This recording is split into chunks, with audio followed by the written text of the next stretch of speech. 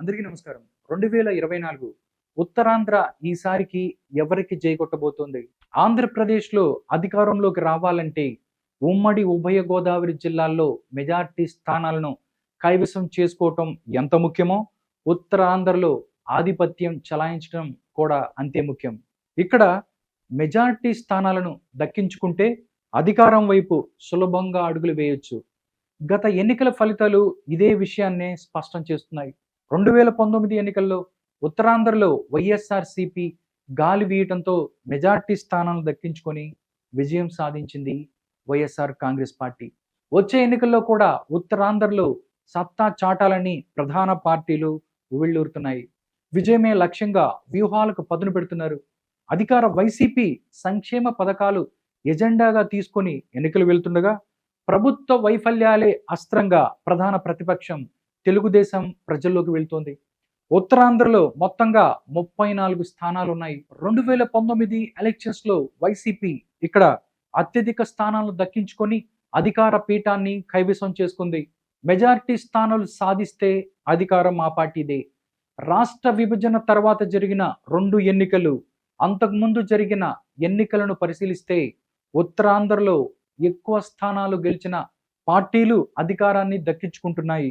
2014 ఎన్నికల్లో ఉత్తరాంధ్రలో 34 స్థానాలలో తెలుగుదేశం పార్టీ 26 స్థానాలలో విజయం సాధించగా, వైఎస్ఆర్ కాంగ్రెస్ పార్టీ కేవలం 8 స్థానాలు మాత్రమే విజయం సాధించింది. అంటే దాదాపు 3 వంతులకు పైగా స్థానాలను టీడీపీ గెలుచుకొని అధికారాన్ని దక్కించుకుంది.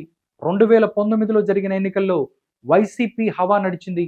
34 స్థానాలకు గాను 28 స్థానాల్లో వైఎస్ఆర్ కాంగ్రెస్ పార్టీ అభ్యర్థులు విజయం సాధించగా, 6 స్థానాలకు మాత్రమే తెలుగుదేశం పార్టీ పరిమితమై అధికారాన్ని కోల్పోయింది. 2014 ఎలక్షన్స్‌లో శ్రీకాకుళం జిల్లాలోని ఇచ్చాపురం, పలాస, టెక్కలి, పాతపట్నం, ఆముదాల వలస, ఎచ్చెర్ల, నరసన్నపేట అసెంబ్లీ స్థానాలలో తెలుగుదేశం పార్టీ అభ్యర్థులు విజయం సాధించారు. రాజాం, పాలకొండ స్థానాల్లో వైసీపీ విజయం దక్కించుకుంది. 2019 ఎలక్షన్స్‌లో సీన్ రివర్స్ అయింది. అదే 2 స్థానాలకు తెలుగుదేశం పార్టీ పరిమితమైంది. టెక్కలిలో ఆ పార్టీ రాష్ట్ర అధ్యక్షుడు అచ్చెన్నాయుడు, ఇచ్చాపురంలో బేదాళం అశోక్ విజయం సాధించగా, మిగిలిన స్థానాలలో వైసీపీ అభ్యర్థులు విజయం సాధించారు. 2014 ఎలక్షన్స్‌లో విజయనగరం జిల్లాలోని 9 స్థానాలలో 6 స్థానాలు తెలుగుదేశం పార్టీ, 3 వైసీపీ దక్కించుకున్నాయి.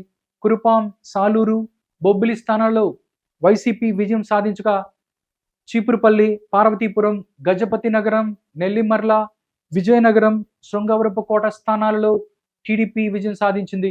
2019 ఎన్నికల్లో మొత్తం 9 స్థానాలను వైసీపీ దక్కించుకుంది. విశాఖపట్నం జిల్లాలోని 15 అసెంబ్లీ స్థానాలలో 2014లో జరిగిన ఎలక్షన్స్‌లో టీడీపీ మిత్రపక్షం బీజేపీతో కలిపి 12 స్థానాలను దక్కించుకుంది. వైసీపీ కేవలం 3 స్థానాలకు పరిమితమైంది.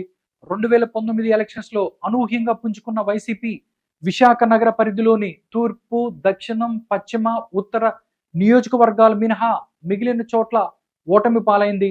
నగర పరిధిలోని 4 స్థానాలు మాత్రమే టీడీపీ దక్కించుకోగా, గ్రామీణ, ఏజెన్సీ ప్రాంతంలోని సీట్లన్నింటిలోనూ వైసీపీ అభ్యర్థులు విజయం సాధించడం ద్వారా అధికారాన్ని హస్తగతం చేసుకుంది వైఎస్ఆర్ కాంగ్రెస్ పార్టీ. మెజారిటీ స్థానాలపైనే గురి. ఉత్తరాంధ్ర సెంటిమెంట్ను కొనసాగించే ఉద్దేశంలో ప్రధాన పార్టీలు మెజారిటీ స్థానాలు దక్కించుకోవటంపై దృష్టి సారించాయి. విజయమే లక్ష్యంగా ప్రతివ్యూహాలు సిద్ధం చేసుకుంటున్నాయి. ఇప్పటికే అధికార వైసీపీ అభ్యర్థులు ఎంపికపై దృష్టి సారించింది. మార్పులు, చేర్పులు చేస్తోంది.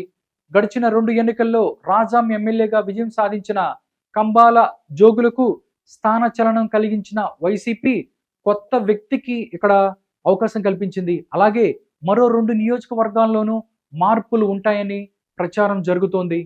టీడీపీ కూడా ఆర్థికంగా అంగబలం ఉన్న నేతలను బరిలోకి దించేందుకు సన్నాహాలు చేస్తుంది. విజయనగరం, విశాఖ జిల్లాల్లోనూ ఇరు పార్టీలు వ్యూహాత్మకంగా అడుగులు వేస్తున్నాయి. జనసేన పార్టీతో పొత్తు ఉన్నందున ఉమ్మడి విశాఖ జిల్లాలోని 2, 3 స్థానాలను కేటాయించే అవకాశం ఉంది.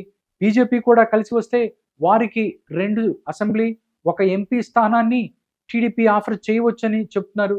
ఏది ఏమైనా ఉత్తరాంధ్రపై ప్రధాన పార్టీలు ప్రత్యేకంగా దృష్టి సారించి ముందుకు సాగుతున్నాయి.